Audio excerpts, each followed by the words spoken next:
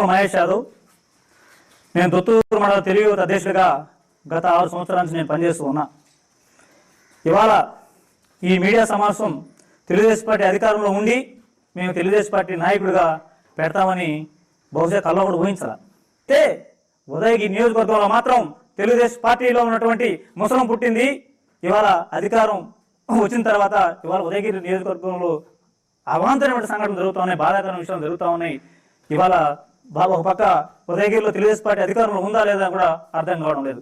ఎందుకంటే నారా చంద్రబాబు నాయుడు గారు తెలుగుదేశం పార్టీ అంటే బీసీలు, బీసీలు అంటే తెలుగుదేశం పార్టీకి బీసీలు వెన్నెముకగా ఒక పక్క చెప్తా ఉంటే 175 నియోజకవర్గాల్లో 174 నియోజకవర్గాల్లో చంద్రబాబు నాయుడు గారు చెప్పినటువంటి విషయం అమల్లో ఉంటే 175 నియోజకవర్గం ఉదయగిరిలో మాత్రం బీసీల పట్ల స్థానిక శాసనసభ్యులు కాకర సురేష్ గారు గత 2 సంవత్సరాల అధికారం చేపట్టిన తర్వాత బీసీల మీద అవాంఛనీయటువంటి అవమానటువంటి ప్రకటనలు జరుగుతూ ఉన్నాయి. అవమానిస్తున్నారు, అడ్డుకుంటున్నారు, ఆటంకాలు సృష్టిస్తున్నారు. అంత రాని వాళ్ళ బీసీలు చూస్తా ఉన్నాడు కాకర సురేష్ గారు అని చెప్పేసి నేను పత్రికా సమావేశం తెలియజేస్తున్నా. ఎందుకంటే ఈ నియోజకవర్గంలో 50% అంటే 50% ఓట్లు బీసీలు ఉన్నాయి. అంటే 1,25,000 ఓట్లు బీసీలు ఉంటే 8 మండల కన్వీనర్లలో బీసీలకు ఎన్ని ఇచ్చామని నేను అడుగుతా ఉన్నా. సమాధానం చెప్పాల్సిన అవసరం ఉంది. నీకు చెప్తున్నా, 8 మండల కన్వీనర్లో ఒకటి బీసీలకు ఇచ్చావు. అది కూడా మొక్కుబడిగా విసిరేసి పారేసినట్టుగా మాకు భిక్ష వేసినట్టు వేసావు. ఓట్లున్న మేము పదవులకు అదులుమా నేను అడుగుతా ఉన్నా. 12 సొసైటీలు ఈ నియోజకవర్గంలో ఉంటే 12 సొసైటీలని ఈ గవర్నమెంట్ నామినేట్ చేస్తే ఎన్ని ఇచ్చావు బీసీలకి అడుగుతా ఉన్నా. 2 ఇచ్చావు. 2 ఇచ్చి చేతులు దులుపుకున్న పరిస్థితి వాళ్ళ ఉదయగిరి నియోజకవర్గంలో ఉంది. ఎందుకు మరి ఓట్లలో బీసీలు వేస్తున్నారు, సీట్లలోకి వచ్చేసరికి బీసీలు వెనబడిపోతున్నారు అని చెప్పేసి మేము ఆవేదన వ్యక్తం చేస్తా ఉన్నాం. విషయం ఏంటంటే ఇవాళ ముఖ్యంగా ఒక మాట చెప్పదలుచుకున్నా. బీసీలకు పదవులు ఎవరు ఇచ్చినా అవమానిస్తాడని ఒక మాట చెప్తున్నా. నేను దొత్తూరు మన తెలుగు యువత అధ్యక్షుడు గత 6 సంవత్సరాలు పనిచేస్తూ ఉన్నా. పోయిన గవర్నమెంట్ లో అనేక నిరసన కార్యక్రమాలు చేశా, అనేక ఇబ్బందులు పడ్డాం. చేస్తే అధికారం వచ్చిన తర్వాత కాకర సురేష్ గారు నువ్వు తెలుగు యువత అధ్యక్షుడు కావద్దు, నేను మండల కమిటీలో పంపిస్తున్నాను, ఆర్గనైజ్ సెక్రటరీగా నేను అవకాశం ఇస్తున్నాను చెప్పేసి నీ చైతన్య చేత ఫోన్ చేయించావు. నాకు వద్దన్నా అవసరం లేదు, నేను తెలుగు యువత అధ్యక్షుడుగా ఉంటానంటే లేదు నేను మండల కమిటీ మెయిన్ కమిటీలో వేస్తున్నాను అని చెప్పేసి నన్ను మండల మెయిన్ కమిటీలో పంపించి నా చేత ప్రమాణ స్వీకారం చేయించావు. ఇది ప్రమాణ స్వీకారం చేసినటువంటి ప్రమాణ స్వీకారం కార్యక్రమం ఇది. ఆ రోజు నేను ఉన్నా ఇక్కడ ఉన్నా. నేను మండల ఆర్గనైజ్ సెక్రటరీగా నేను ప్రమాణ స్వీకారం చేశా. ఒక బీసీ బిడ్డగా బడుగు బలహీన వర్గాల నేతగా. నా పేరు మండల ఆర్గనైజ్ సెక్రటరీ పైనుంచి వచ్చినటువంటి పేరు ఇది. చూడండి 4వ పేరు పాముల మహేష్ ఆర్గనైజ్ సెక్రటరీ. అయితే నెల రోజులు తిరగకుండానే నా పేరు తీసేసి నువ్వు వేరే పేరు పంపడం జరిగింది. ఆ పేపర్ కూడా ఇక్కడే ఉంచి చూపిస్తా మీకు. నా పేరు తీసేసి వేరే పేరు పంపడం జరిగింది. బీసీలకు పదవులు ఇవ్వడం, ఇచ్చిన తర్వాత అవమానించడం నీ నైజం అని చెప్పి నేను వాళ్ళు తెలియజేస్తా ఉన్నా.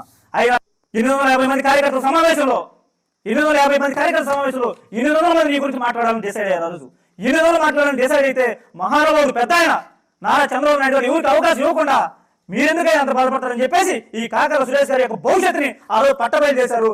నీ స్థానం 164 స్థానం 175 164 స్థానం అని చెప్తే ఇంకా నీలో బుద్ధి మారలా. 164 కాస్త 170 అయిన దాకా బుద్ధి మారదేమో. ఇవాళ నీళ్ళు ఏ మార్పు రాలా. అయినా మమ్మల్ని అణిచివేస్తున్నావు, తొక్కేస్తున్నావు, మమ్మల్ని అవమానిస్తున్నావు అడుగడుగునని చెప్పేసి మేము ఇవాళ పత్రికా సమావేశం తెలియజేస్తా ఉన్నా. ఉదయగిరి నియోజకవర్గంలో ఎన్నికలు ముందు వచ్చిన మీరు సంవత్సరం రోజులు 6 నెలలు 7 నెలలు అన్నా క్యాంటీన్ పెట్టి ఎలక్షన్ అయిన తెల్లారి అన్నా క్యాంటీన్ మూసేశారే. ఉదయగిరి ప్రజలను మోసం చేసింది, బ్లాక్ మెయిల్ చేసింది మీరా మేమా అని అడుగుతున్నా.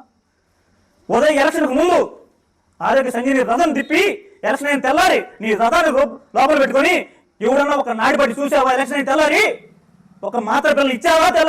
ఎలక్షన్ అయిన తెల్లారి మరి నువ్వా ఉదయగిరి ప్రజల్ని బ్లాక్ మెయిల్ చేసింది మేమని అడుగుతా ఉన్నా.